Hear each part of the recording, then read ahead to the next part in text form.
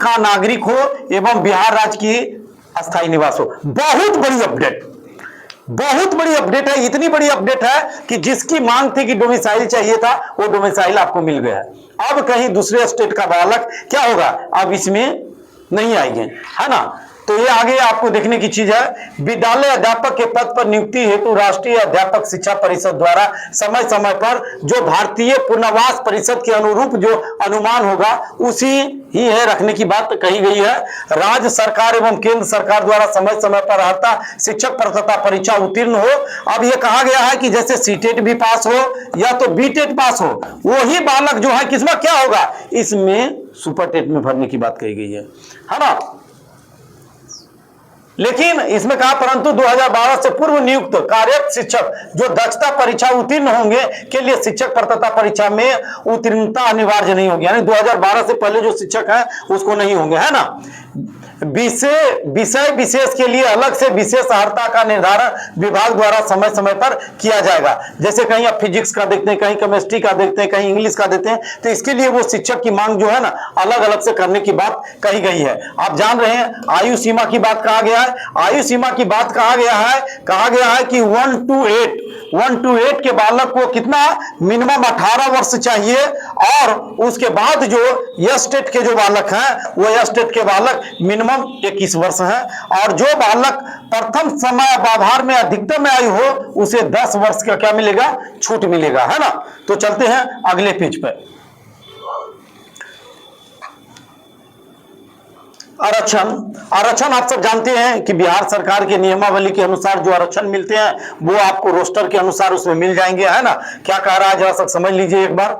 राज्य सरकार के अधीन सीधी नियुक्ति में सम्मान प्रशासन विभाग के द्वारा लागू आरक्षण का प्रावधान प्रभावी होंगे, परंतु प्राथमिक एवं मध्य विद्यालय के मूल कोटि एवं स्नातक कोटि के विद्यालय अध्यापक के पद पर प्रत्येक में न्यूनतम 50% महिला अभ्यर्थी की नियुक्ति होगी। अब ये क्लियर कंसेप्ट हो गया कि जो बहाली हो गया उसमें 50% क्या होगा, महिला होंगे। उसके बाद क्या, जहां विषम संख्या हो जाएगी वहां विषम संख्या में महिला को चयन किया जाएगा। इसका मतलब स्पष्ट हो गया कि नीतीश मतलब महिला सशक्तिकरण। महिला सशक्तिकरण को यहां पे भी हावी किया गया था, लेकिन एक बात हम बोलेंगे, यही महिला सशक्तिकरण के कारण नालंदा में एक बहुत बड़ा घटना घटा जिसको दंगा का नाम किए थे। 10 गो महिला को वहां पे लगा दिया गया था। जब लड़ाई झगड़ा हुई तो उसके बाद हुआ कि 10 महिला भाग गई। तो ये सब ध्यान था, ठीक है, अच्छी बात है, शिक्षा में आप दे रहे हैं, लेकिन पुलिस में जरा घटाने का प्रयास कीजिए। अब जैसे देखिए, अब ये प्राथमिक एवं मध्य विद्यालय के मूल कोटि एवं स्नातक कोटि के विद्यालय अध्यापक के लिए विषयवार आरक्षण रोस्टर का संधारण समेकित रूप से जिला स्तर पर किया जाएगा। इसी प्रकार माध्यमिक एवं उच्च माध्यमिक विद्यालय के विद्यालय अध्यापक के लिए विषयवार आरक्षण रोस्टर के अलग अलग संधारण जिला स्तर पर किया जाएगा। विद्यालय अध्यापक का आरक्षण जो आपको दिया गया है वही होगा इसमें, है ना। इस नियमावली के प्रवृत्त होने के बाद आरक्षण बिंदु 01 में जो क्रम होगी, जो आरक्षण के जो दिया गया है उस पे हो जाएगी। नियुक्ति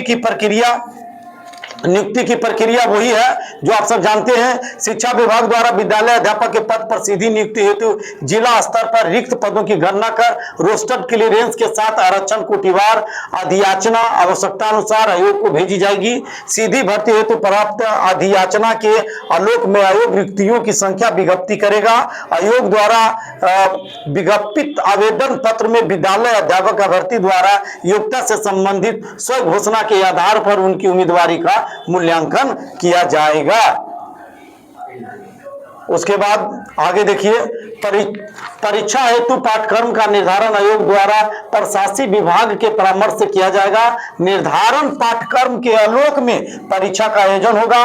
प्रश्न पत्रों का निर्धारण, उत्तर पुस्तिकाओं का मूल्यांकन तथा परीक्षा फल का प्रकाशन आयोग द्वारा किया जाएगा। ये बहुत बड़ा अपडेट है ना। परीक्षा के पैटर्न का निर्धारण आयोग द्वारा किया जाएगा, जिसमें मतलब कहने का मतलब है कि जो एग्जाम लेगी उस एग्जाम पे विशेष यहाँ पे चर्चा किया गया है। जो जरा सा बड़ा करके देख लीजिएगा, क्योंकि वीडियो बहुत ज्यादा बड़ा बन रही है, इसलिए जरा सा हम आगे बढ़ाने का काम करेंगे, है ना। अब यहाँ देखिए, पंचायती संस्था एवं नगर निकाय के अंतर्गत जो भी शिक्षक नियुक्ति के लिए नियम 7th में अंकित नियुक्ति की प्रक्रिया में भाग लेने के लिए किया गया है, उससे आवश्यकता अनुसार ये राज्य सरकार के द्वारा अलग अलग किया जा सकता है। प्रमाण पत्रों की जांच होगी, वो तो आप जानते ही हैं, उसमें कोई बड़ी बात नहीं है, प्रमाण पत्र तो आपको जांच करेगा ही नहीं। परिवीक्षा अवधि आप सब जानते हैं कि सीधी भर्ती से नियुक्ति किए जाने वाले जितने भी 2 वर्ष के लिए जो आप योगदान की तिथि से हैं, अगर कहीं उसमें पाया गया तो 1 साल के लिए देंगे, अगर कहीं दिक्कत कर दिए तो ये आपको हटा दिया जाएगा, है ना।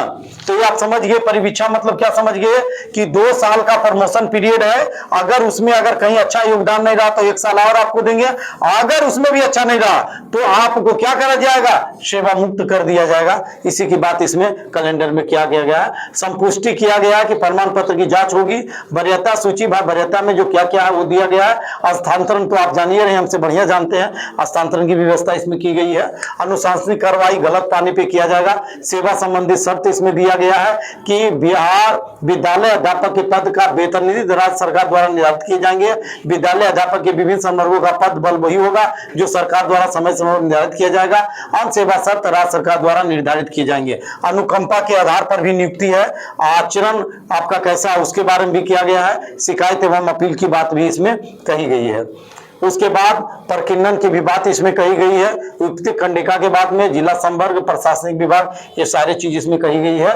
और विशेष करके जो यहाँ पे आपको हस्ताक्षर करके इसको जो है ना खत्म कर दिए गए हैं। लेकिन इतना आपको मैं बता देता हूं कि महत्वपूर्ण बिंदु यह है कि जो भी बालक सीटेट बीटेट पास हैं उन्हें बिहार के सुपर टेट के लिए हो जाइए तैयार, नहीं तो आपका बच जाएगा घंटी। ये अब कोई भी नियोजन शिक्षक नहीं होगा। जो भी नियोजन शिक्षक है वो नियोजन शिक्षक को 3 बार मौका देगा ये टेस्ट पास करने के लिए। अगर ये टेस्ट पास नहीं किए तो तीसरे टेस्ट के बाद आपको सेवा से मुक्ति कर दी जाएगी। इसलिए हो जाइए तैयार, क्योंकि बहुत किए हैं खेला, अब नहीं होगा खेला। अब क्योंकि आ रहे हैं नीतीश कुमार का हथौड़ा। जय हिंद, जय भारत।